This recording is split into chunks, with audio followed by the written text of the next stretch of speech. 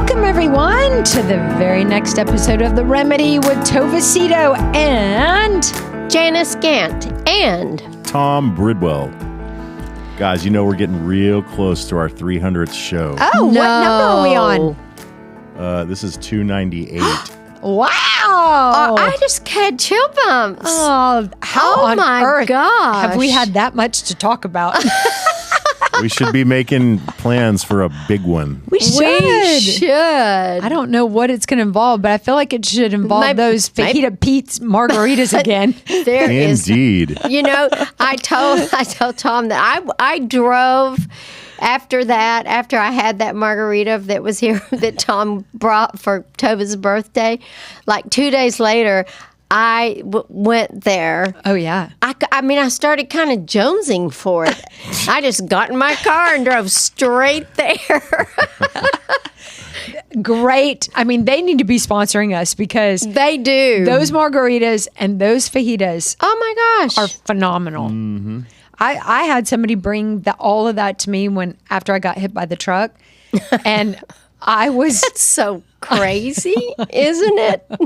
every time I say that, it's like I kind of think I should laugh, but at the time it wasn't that funny. It's a little unbelievable, but it did happen. Pummeled by a truck. Yeah. You know, my brother, we went to Greece recently and we were sitting at the front of the boat and somebody took a picture of me and one of his kids and they posted it on Instagram and you can see, I'll show it to you after the show. You can see right where the truck hit me because there's a big indentation on my left because I was in my swimsuit. Yeah. In the picture, and it looks like, when people are really fit and they have like a really nice butt dimple. Yeah, well, that's not me. Yeah, well, that's not me either. But I've never seen it before because when would I ever You don't see that. Yeah. look at the side of my hip? But you can see exactly, there's a huge indentation, but it looks like a muscle. It looks like, I've got really good ass muscle and I don't. So don't be confused, people, if you saw that picture my online. gosh. Tova, It's just where the truck went. I kind of want to cry. That was so awful. I will never forget when one of your friends called me and told me, and I just Wasn't burst. it Stacy? I think it was Stacy. No, maybe, but I cried. I was so worried about you. Oh my gosh. Well, For those of you who don't know, Tova was on a bike and a truck hit her, and it was bad. it was bad. Makes me cry when you I talk know. about it. But I I'm know. so grateful. Anyway, I have a really big butt indentation. It's not muscle. I don't know why I thought of that.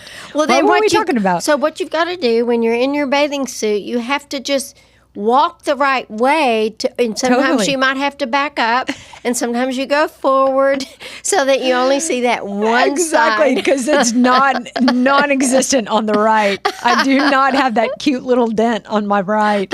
It's just where the truck went. Let's don't go get that there. If we're going to do that, we sure. got to figure out a different way. When Oh, I my took gosh. my boys to school a Yep. week ago, Yep. they sat me down and told me, Mom, no more bike riding. Yeah. Like, we're dead serious. I've told you that too. I know, but they were cute about it. They're like, and if you do go, don't talk about it. Don't No. tell us. No. Really cute. Okay, so anyway, today we are not talking about the dimple in my ass. We are actually, the remedy for this week is I have a bunch of those. Dimples in my ass. I bet they're also, those are just little angel kisses. You have such a great body. I don't know what you're talking about. Okay, we're finishing up what we started last week, 11 tips for talking to someone you disagree with. This is from Psychology Today, and this is some really good stuff. It really is. Love it. Good reminders all Yeah. the way around. So even though we know this stuff, they're really good reminders. Really good reminders. So we went 1 through 6 last week. If you've not heard them, go back, listen to them. Totally worth it. We're going to start on 7. We're going to do 7, 8, 9, 10, 11 today. So do you want to start, Number 7? Sure. Do show you understand, even if you don't agree. We can't play basketball if we don't know what actions constitute a violation or a fight or a foul, right? That didn't make sense. Basketball. Okay, never mind. The same is true when we disagree. If we walk into a conversation and don't take the time to actually listen and understand the nuance of what someone is saying or believing, we are playing the game without understanding the rules. We might say things that don't make sense or fit the situation, which could mean our participation becomes frustrating or irrelevant. We might also miss opportunities to make good points that we could have made if we had only paid attention. Everyone wants to be heard, especially in disagreements. Not being heard or having our words twisted creates a lot of resentment, so take the time to listen. And here are some things that we can say out loud. So if I understand you correctly, ... and then you can repeat it. It seems like you are saying ... Is that accurate? Can I summarize what I'm understanding so far? Those are really good. Well, and then what that does is it brings you into it on and coming at it with an idea to resolve it. And if we can understand from where they're coming, that resolution will be a lot better. I think this is hands down the most important thing that we can do in conflict. Oh, I agree. Yeah. I have loved all of this so far, but when Craig does this, it diffuses my angst, my fear, my anger, my sadness, my disappointment, whatever the feeling that I'm coming into with whatever it is I'm presenting. If he comes back at me with understanding versus defensiveness or no, I didn't, or it means the world to me. Yeah. And, the thing is that the idea is to resolve the conflict Not fight about the conflict. Well, so that we maintain the relationship. Yeah. Because when we're debating one another's reality, that's insanity. Yeah. Because you're not going to win. And if you do, the relationship is going to lose. And you may think that if you were going to say something like, well, that's not right, if you'll just walk away from that and just give yourself some time to realize that the goal is to preserve the relationship. Yeah. Unless you want out of the relationship. Right. Yeah. I just could not agree with this. I think this, if you just do one of these 11 things, do this one. Yeah, I agree too. It's really important. Okay, Tom, you want to take 8? Sure. I probably yep, should. I know. I picked that one for you, Tom. Don't use sarcasm and refrain from speaking in sound bites. Sarcasm, especially sarcasm in online conversations, can be particularly risky for discourse because we can always hear or accurately interpret auditory tone. It can be hard to know when someone is being facetious. Try to say exactly what you mean and don't crack jokes at someone's expense. Remember, your long-term relationship with that person is more important than the present conversation. If you want to be influential with them, if you want to stay in community with them, you will seek to use direct language that doesn't leave room for misinterpretation. Sarcasm comes from the Greek word sarkazo, which means to tear the flesh. And I believe that it is absolute abuse again. And it will eventually break down. You may stay married, but you're not going to be happy. It's mean, actually. It's so mean. Yeah, my kids say this thing. We've said it to each other, and they'll like say somebody's sarcastic, like does a little dig, and it's obvious that the person on the receiving end is not laughing and doesn't think it's funny, and then the person who throttled the comment says, "I'm just joking." I've told my kids 1,000 times, and now they say it to each other and back. I've heard them say it, use it, and they should. It's only a joke if everyone's laughing. Yeah. And I'm not laughing. Yeah. They will say that. Yeah. Like I hate it when people throw an insult or throws, and then it's like, God, why can't you just take a joke? I'm just joking. Yeah, and that's bombing. Yeah, I'm not laughing. No. It's only a joke if everyone, including me, is laughing. Yeah. It's a good one. Okay, don't be condescending. Number 9, nobody likes a know-it-all. I actually hate know-it-alls. I do too. God, it's like one of the most annoying qualities in a person. Even if you're dripping in academic knowledge, even if you can talk circles around someone, you will alienate them the minute you act superior. Having more knowledge than someone else does not make you a better person. Note that we're not talking about confidence here. Confidence is important. Ultimately, being condescending is about control.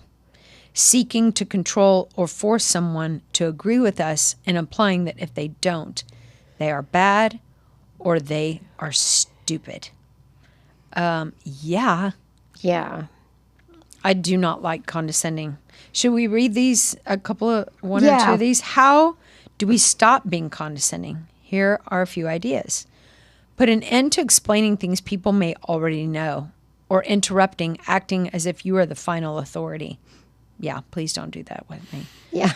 If you're writing to someone, read your draft out loud and take a good long look at your tone. Whew.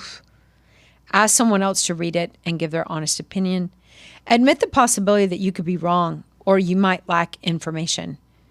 Qualify your ideas with I statements, like the way I see it, or in my experience, or in my research, or in my opinion. Yeah. So good. Mm-hmm. Yeah. Really, really good. The ability to agree to disagree is so difficult, and yet it's so important. Essential in a relationship. Yeah. There's no way you're going to always agree or see things the same No. or experience things the same. No Yeah. way. No way. Okay, you want 11, Janice? Sure. Do teach and be teachable. Good. Good teachers are patient, gracious, and give people the space to discover at their own pace. They don't get mad at someone for not knowing something. Importantly, good teachers don't mistake uninformed or stupid. Smart people can believe untrue or misleading ideas, and it doesn't make them less smart. It means they might have gaps in their understanding or unreliable sources. Intelligence and indications are different. Remember not to confuse the two. Y'all, I'm so sorry. I'm stumbling because my right contact is totally covered up with it smudges. Oh, no. So it's like, I'm like, should have told us. okay, I can barely see this. We could have read them. Sorry, Janice. No, that's all right. Be teachable, too. When we're speaking to a peer, it goes a long way to allow ourselves to be challenged, saying things like, I never thought about it that way, or that's new to me. I'm going to read up on that. Shows that we are a co-learner. If we want to teach, we need to be open to being taught. That's really, That is cool, really isn't good. it? Yeah. You know, I think this is especially true, and it's okay if y'all disagree with me, but when it comes, in my opinion, people who come in hot with politics or religion. Oh, yeah. To me, this just because politics is all your opinion. Yeah. Who's really right? You're just right in your mind. Well, and you don't even know, we don't even know if what they're saying is correct. Is right. Yeah.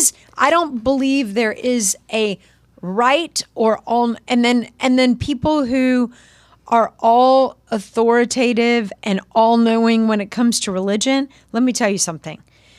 The only thing I know about religion is I don't know anything.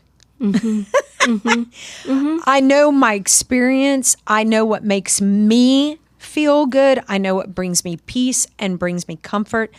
And I know what's important to me. But that's me. Yeah. And I mean, I have family that's Mormon. I have family who don't believe. I have best friends who are Jewish, Hindu. I love people who are gay.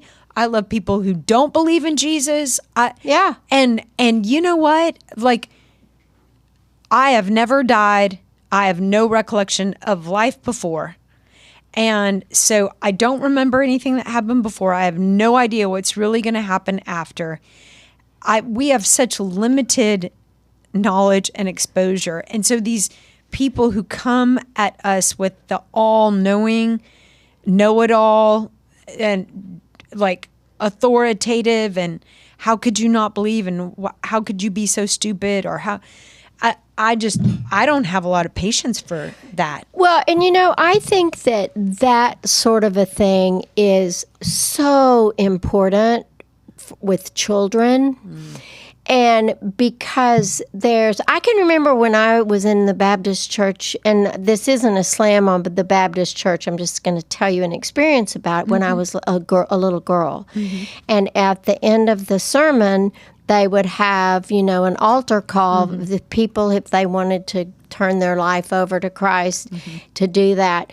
And but that minister was so authoritative that he would bang on the pulpit and yell about burning in hell and all of these things.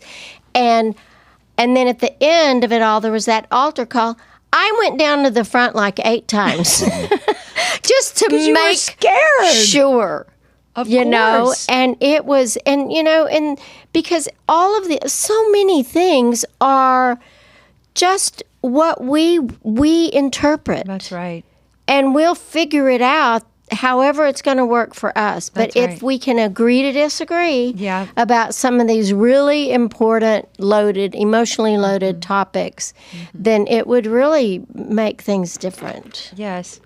I was talking with a girl today, and we were actually talking because she's struggling with, like, where is her faith, and what is trying to make sense. She was like, I just really feel called to lead with love.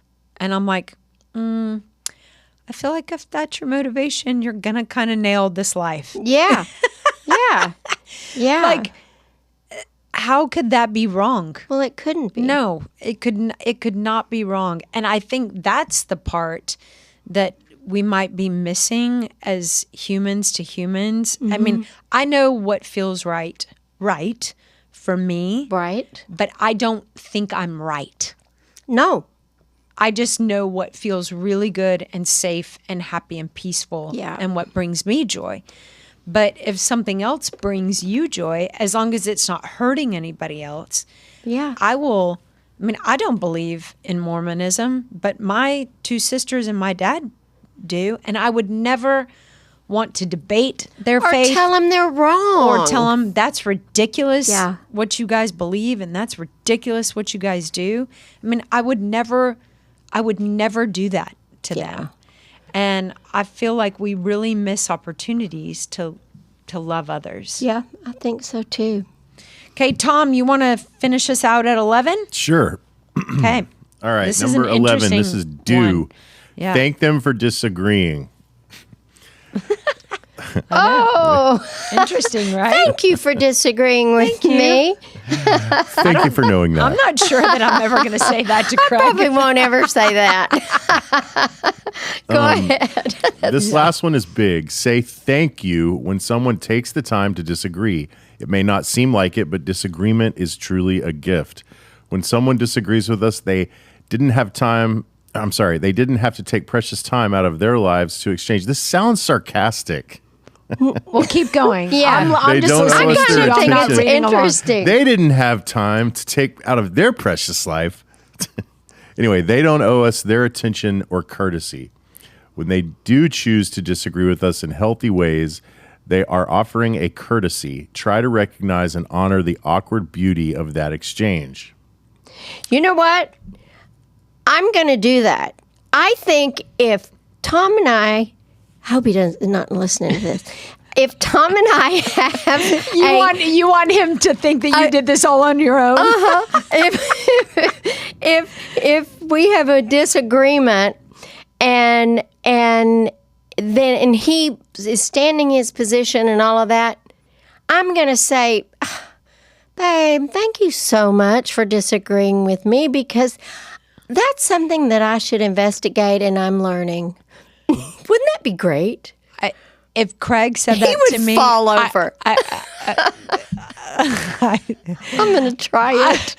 It really sounds sarcastic. But it's actually brilliant. Yeah, but I wouldn't be sarcastic. I would just want to, like, hey, babe, thanks so much for bringing that up. Wow, I never thought of it like that. Yeah, thank you for that beautiful insight. I'm going to think about that. I'm going to look into that. Craig would not believe me. Tom wouldn't either. Be like, what pill did you take today? Did you go back and take those old muscle relaxers from your accident?